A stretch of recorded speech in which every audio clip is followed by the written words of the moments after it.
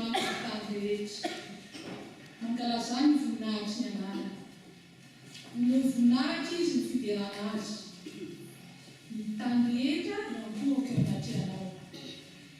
Ankalazanao, iny ankalaza ny anarana izy. Fiderahan'Andriamanitra. Ampahafantariny ny firenena rehetra ny asany.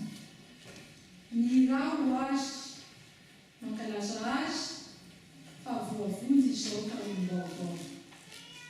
Isaoranay iray, ny fitiavanao, fa ilo azonay, ny famonjena ranonao. Ry Tompo, ambeny izao fifaizana izao, ka aokany ho feno ny fahasoavanao. Ny ombino amin'i Jehovah tany rehetra, velominy ny oboka ny ra,